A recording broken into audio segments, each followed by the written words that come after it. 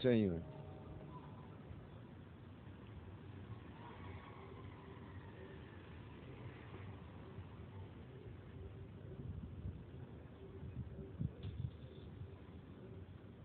Whether as a religious or social aspect of life, Paul in his first letter to Corinth states that it is a shame for a man to have long hair, and that's a spirit.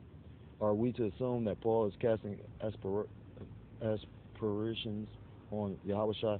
No. Historical reality is that it is highly unlikely that Yahushua had long hair.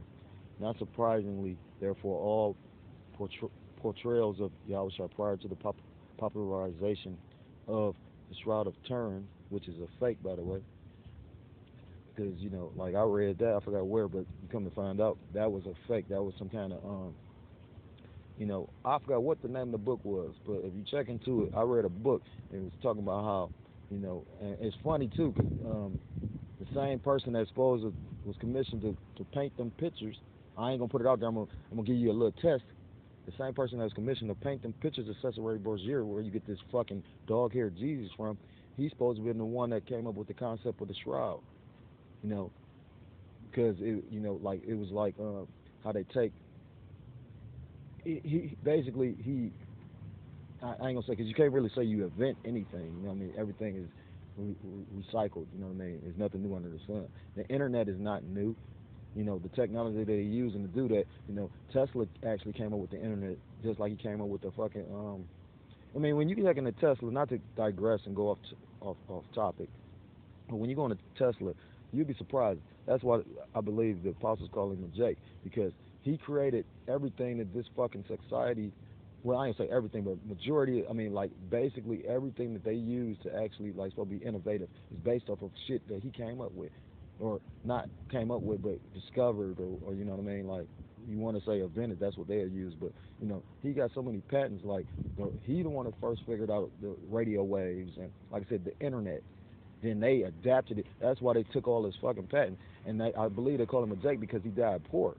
You know what I mean? You gonna experience the curses. Even when these Jakes get into entertainment or get up out of poverty to a certain extent, they still not escaping the curses. That's why I was just watching a video about the brothers in GMS Ancient of Days, and he was talking about how like how these celebrities is getting sued. Like I forgot who they spoke on, but they was talking about like the bitch getting $258,000 a month.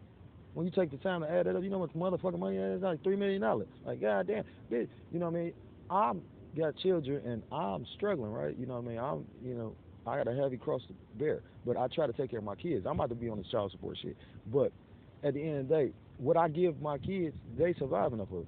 Why the fuck do a broad need $3 million to take care? Like, are you serious? So, I mean, we both experienced a curse, but at the end of the day, sometimes be like, well, damn, that is a blessing, shit. Because, I mean, that make you want to go get a contract killer and kill that bitch. Like, real talk. Like, anyhow, that's it. So you need to escape the curses. But my point is, because I switched subjects, and like I said, I'm trying to stay on topic. The point was, I was saying, that's supposed to be a fake, that shroud.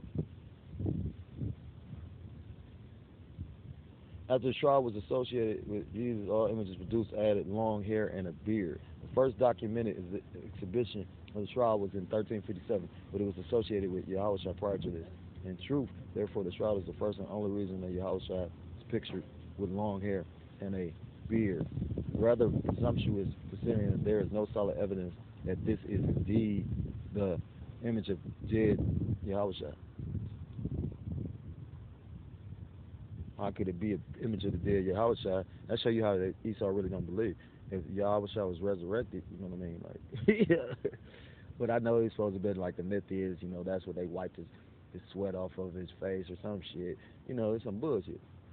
Even attempts to justify the authenticity of this obscure cloth are based on shaky foundation. See, that's the spirit. It's going right into it right now. Many claim that Yahushua had long hair and that beard because he was a participant in extreme religious vow isolation. This stems from a mistaken assumption Yahushua was a Nazarite. He was not, and there is no indication either in or out of the Bible that he ever was. He was in fact a Nazarene, a much different thing. A Nazarite was an individual who went into isolation for 3 years, during which time no razor was allowed to touch his head, among other acts. Thus, the long hair and a beard, as the Nazarites shaved their beards and cut their hair after this period. A Nazarene is a citizen of Nazareth, which Yahushua was, and as such fulfilled the prophecy, which is true. And why would he not just have long hair and a beard anyway? Mainly because he would stand out like a sore thumb. The male Jews of his day all had short hair, and he would have found himself the target of much ridicule. That would be in the Bible, and it is not. However, anyone who does portray Yahushua as having long hair is portraying him in a shameful way. Beards were reserved for the elders, something else he was not. Now, I don't know about that because, like I said, it says in Scripture, if you go in the book of the Leviticus, it says that men of Israel supposed to were required to wear beards. So I don't see where, like, because, like I say, I never heard it's just for the elders. That's the case. Then why do we preach that you supposed to rock, or not rock, but you supposed to wear your beard? It's a symbol of man, not manliness, but manhood. It is to be noted that Yahushua was a Jew. Most of the people in his inner and outer circle of companions and acquaintances were Jews, and Paul was a Jew. The condemnation of long hair is therefore a Israelite issue in the Bible. The decision whether to have long hair or not is an individual choice and an open issue outside of that particular tribe of Israel. Don't know about that. So, what was Yahushua's social standing? There is nothing in biblical text to indicate that Yahushua was poor, although in almost every portrayal in paintings, movies, and from the pulpit, he relegated to beggar status. This notion can possibly be traced as traced to an often misread parable recorded by Matthew. Now, I don't know about that. I'm gonna read this, but like I only can recall one time when the Messiah asked for something. That was when well, two, when he was on the cross and he asked for something to drink, and when he was at the well with the Samaritan woman and he asked her to go get him something to drink. But I'll never look at it like he asked her. I always take that like he told her to go get him something to drink, like he commanded. You get what I'm saying? And then that's why she came back like, with, huh? She like, we don't even supposed to deal with each other. You know what I mean? Roughly paraphrasing. He's quoting Matthew 25 and 34. This, Salakia, then shall the king say unto them on his right hand, come, ye blessed of my Father, inherit the kingdom prepared for you from the foundation of the world. For I was hungered, and ye gave me meat. See, you know what I mean? Like, he taking this scripture all out of context. So I'm not even going to read it.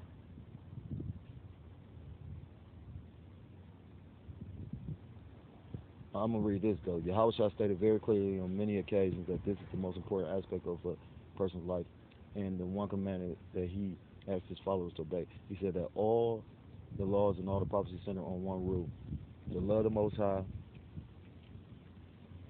above, I know it's to love the Most High and love thy fellow brothers. But, they take that out of context, too, because they make it seem like you're supposed to love everybody. And like I said, that's just not, biblically sound. You know what I mean? Like, if that's the case, then look at the scriptures when, what I mean? Like, when you go and read the Bible, actually, like I said, God had a controversy with certain people. That's why we were supposed to be separate from everybody else, meaning holy. Holy meaning separate. Not to take apart customs or, a lot of different things. So as much as there's one rule. It's not unusual that this point is passed over by the modern church, considering that buildings and images are the focus of the pulpit and service to mankind, relegated to yearly clothing drives or non-existent, which is true. You know what I mean? A church that come out and feed. I can't say all of them because but I've seen individuals do more than some of these so-called religious establishments. We offer no apology to those who claim to be doing more than token service, unless the total focus of the church is on service to those less fortunate. Without this key, Salakia, without this, they are not fulfilling the letter or spirit of the law. Because it also say in Scripture, do not cast their pearls before swine. You know what I mean? And then that's double-fold meanings for me. I mean, say you're not supposed to. one of the Akim was just telling me when you go into that word pearl, it's the word. But so of course I mean, that's like when you out and about and you talking to a 2/3 or something, and like I have done it. I don't know if anybody else has went through this, but you might be trying to get them to feel the spirit or tell them the word, and then for whatever reason, boom, you go on about your day, they go about theirs. Then, for instance, you see them again and you see them again for whatever reason. It might be a person you work with, a family member that you see occasionally, and then it's always that same issue. You know what I mean? They feel certain parts, so they want to buck up or whatever. That's like catching your pearls before swine. Because if you, I mean, like I can't say the most I could do whatever you want. You know what I mean? At the last minute, you know, that person might have heard the word and bucked up against it, and then, you know, Most High open their eyes in. When all hell breaking loose. Who's to say how the Most High gonna do this? At the end of the day, I tended to see, like most brothers that's in the camp that I'm in, when you hear this word, like it says in the book of Romans, how do we know we're the children of the Most High? Because His Spirit bear witness with our spirits. So most people that's really believing this, when you hear it, something gonna click, and you're gonna be on it. You know what I mean? But like I said, the Most High could do whatever He wants. There are indications that rather than poor, Yahusha actually had a high social standing, normally associated with fiscal security rather than poverty. Considering his true origin, this message and his message in a lifetime of good works, it would stand to reason that his spiritual father would bless him with a comfortable life. One of the people in his earthly family was Joseph of Arimathea, his great uncle, and the man who retrieved his body after the crucifixion. I've never looked into that, so you brothers go check that out. I never knew that he's supposed to be related to him. But when you read the scriptures, a lot of the people were, like John the Baptist was related to, Yahweh Shai. I believe John and what's his name? John and James, because the Lord had a brother named James that was a disciple, but it was the two brothers too, John and James, the sons of thunder. You know what I mean? I believe they supposed to be related some kind of way through the mother. You know what I mean? Salome was supposed to be related to like Yahweh Shai's mother or something like that. So it's fascinating history. I'm gonna read the rest of this and then close out. But check into that Joseph of Arimathea retrieved his body after the crucifixion. This man was a wealthy tin merchant dealing with the Roman government and a member of the Sanhedrin, the governing body of the Jews. This man was the uncle of Mary, the mother of Yahushua, who was in fact a princess. He was also a devoted disciple of Yahushua. This would give Yahushua a close family contact into the higher levels of the society in which he seemed to have association. The great wedding feast he tended with his mother shows that he moved comfortably in this level. And everybody knows that scripture when he turned water into wine. John 2:1. On the third day there was a marriage in Cana of Galilee, and the mother of Yahushua was there. Verse 2, and Yahushua was called and his disciples to the marriage. Considering that Yahushua converted over 60 gallons of water into fine wine, this was no poor wedding. He was associated with the controlling figures in society. And on that note, I'm gonna stop. Um,